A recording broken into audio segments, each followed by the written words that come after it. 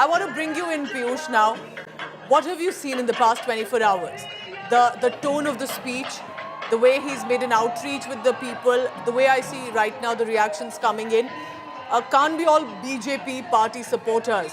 Do you think there's a different connect that PM Modi has with Gujarat, possibly compared to other states?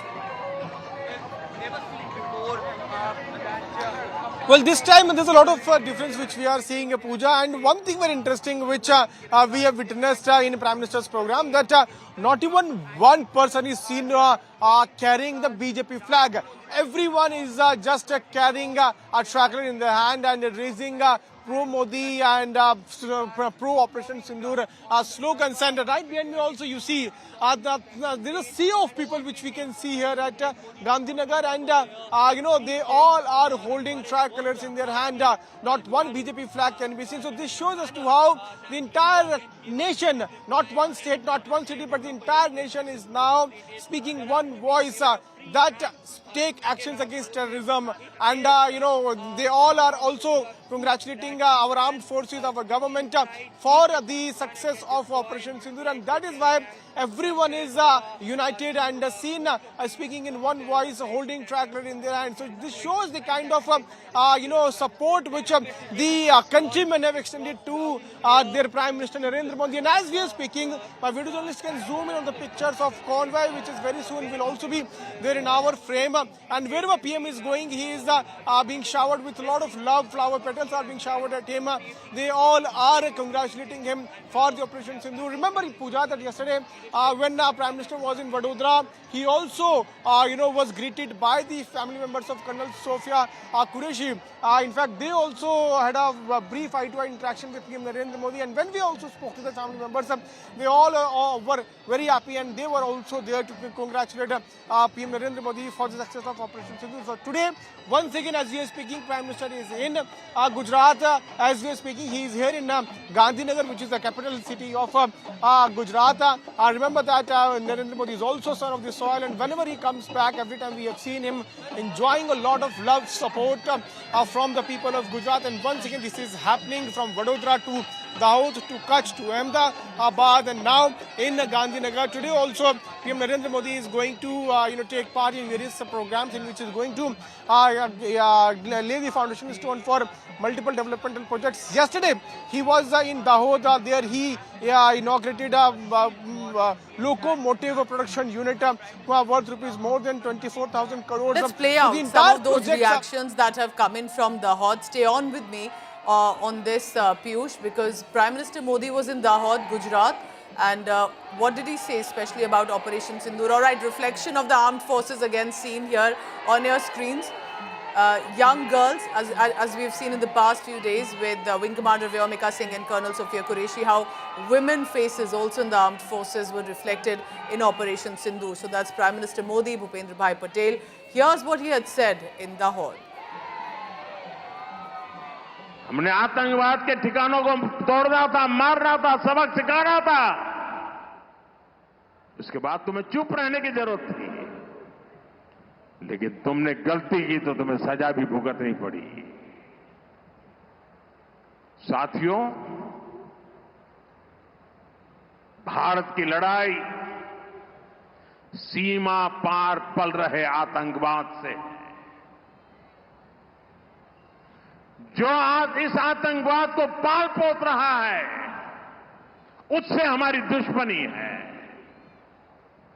मैं कच्छ की इस धरती से, पाकिस्तान की सीमा पर सटा हुआ मेरा जिला है, मैं पाकिस्तान के लोगों को भी कहना चाहता हूं, क्या पाया आपने? हिंदुस्तान दुनिया की चौथी इकोनॉमी बन गया, और तुम्हारा हाल क्या है? तुम्हारे बच्चों के भविष्य को बर्बाद किसने किया?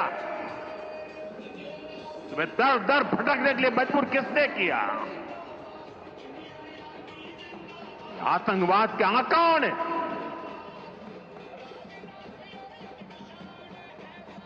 वहां की सेना का अपना एजेंडा, पाकिस्तान के नागरिकों, खास करके वहां के बच्चे ये मोदी की बात कान खोल करके सुन लो। ये आपकी सरकार और आपकी सेना आतंकवाद को समर्थन दे रही है। आतंकवाद पाकिस्तान की सेना और सरकार के लिए पैसा कमाने का जरिया बन गया है। पाकिस्तान के युवकों को तय करना होगा, पाकिस्तान के बच्चों को तय करना होगा, क्या ये रास्ता उनके लिए ठीक है? क्या उनका भला हो रहा है? सत्ता के लिए जो एक खेल खेले जा रहे हैं, क्या उससे पाकिस्तान के बच्चों की जिंदगी बनेगी? मैं पाकिस्तान के बच्चों को कहना चाहता हूं, ये आपके हुक्मनारा, ये आपकी सेना आतंकवाद के साए में पल रही है। वो आपके जीवन में खतरे पैदा कर रही है, आपके भविष्य को नष्ट कर रही है, आपको अंधेरे में धकेल रही है।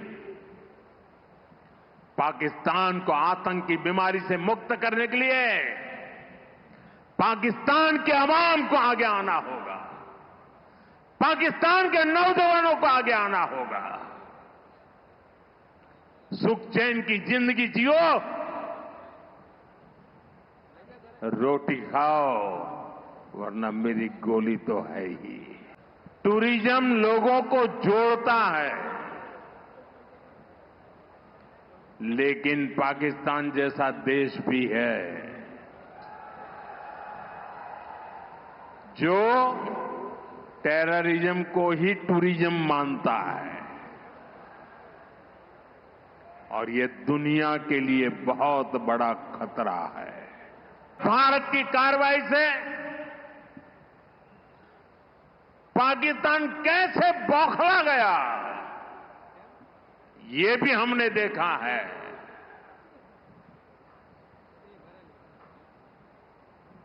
9 तारीख रात को हमारी कच्छ की सीमा पर भी ड्रोन आए, ड्रोन। हमने तो आतंकवादियों के ठिकानों पर हमला किया था, उन्होंने हमारे निर्दोष नागरिकों पर हमला करने की कोशिश की, और जब उनके ड्रोन दिखने लगे तब भारत ने भी उनकी सेना पर 2 गुनी ताकत से हमला किया। भारत ने जिस सटीकता से पाकिस्तान के एयरबेस को, उनके सैनिक ठिकानों को तबाह कर दिया, उससे दुनिया हैरान हो गई। पाकिस्तान के हमले का जवाब हमने इतनी ताकत से दिया कि उनके सारे एयरबेस आज भी आईसीयू में पड़े हैं, आज भी आईसीयू में पड़े हैं।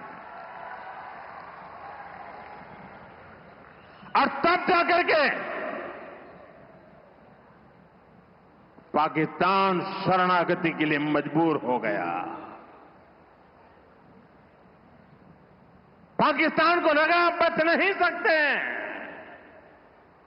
भारत ने रौद्र रूप दिखा दिया है, और आखिरकार ये हमारी सेना का पराक्रम था, ये हमारी सेना का साहस था, ये हमारी सेना का सटीक ऑपरेशन था।